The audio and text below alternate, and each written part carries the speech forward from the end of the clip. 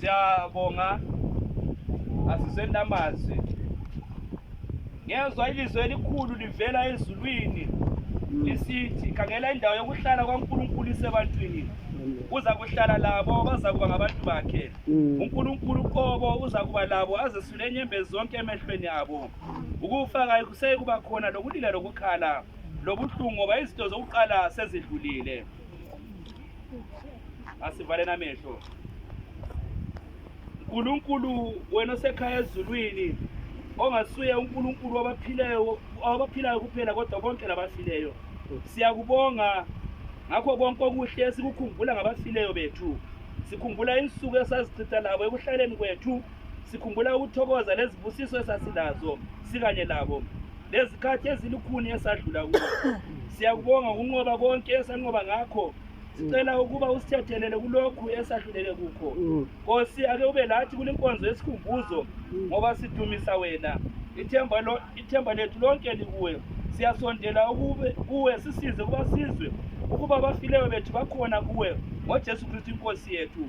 Amen. Amen. Siyabonga bazalwane. Sibonga kakhulu umsebenzi osukhona phambi kwethu.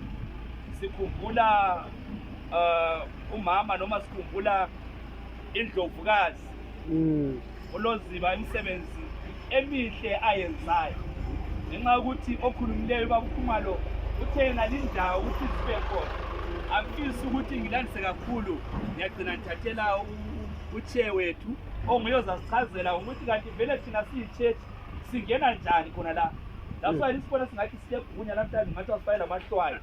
Sendaweni yethu elingeke lisuse khona. Amen. Lapha sisendaweni yethu la. Babuhla bangani? Lapha sisendaweni yethu la alingeke lisisuse lapho. Ngoba sinkhaya la. Amen bazalwane. Siyabonga kakhulu ke. Sibonga yena lo msebenzi omuhle kangaka. Singathathi isikhathi.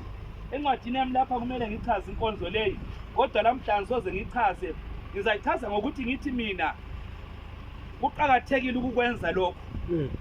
Lokhu ngifakazile ngijumayela ngathi leli lilitshe elizaba isikhumbuzo esingayiguguquka.